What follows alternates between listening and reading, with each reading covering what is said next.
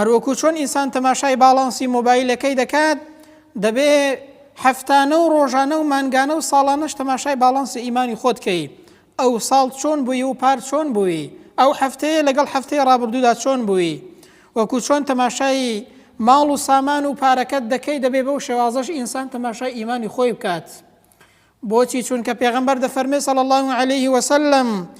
إن الإيمان لا يخلق في جوف أحدكم كما يخلق الثوب إيمان لدلو دروني هر یەکێکتان دا کۆن دەبێت وەکو چۆن پۆشاکی بەرتان کۆن دەبێت جا پێغەمبەر دەفەرمێت فاسألوا الله تعالى أن يجدد الإيمان في قلوبكم دەیکەواتە داوا بکەن خوای پەروەردگار ئیمان لە دڵتاندا نوێ کاتەوە ئەو کارانە بکەن دەست بەو شتانەوە بگرن کە ئیمانەکەتان نوێ دەکاتەوە ئینسانی وا هەیە تەنانەت دوعایەکەش ناکات ابن مسعود دەفەرمێت اللهم زدنا إيمانا ويقينا وفقها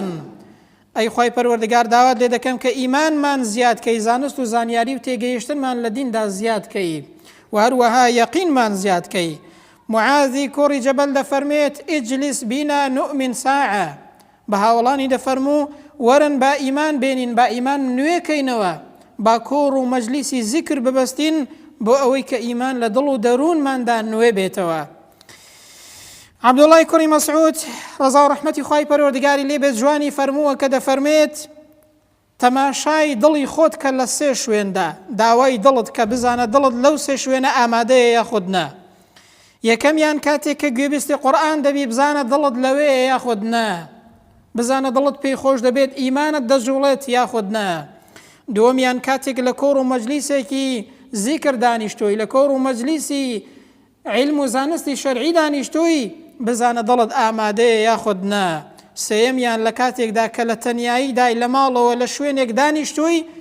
بزانە دڵت لە لای خوای پەروەردگارە یاخود خوا پەناماندا دڵت لە شوێنێکی خراپ و بیر لە شوێنێکی خراپ دەکەیەوە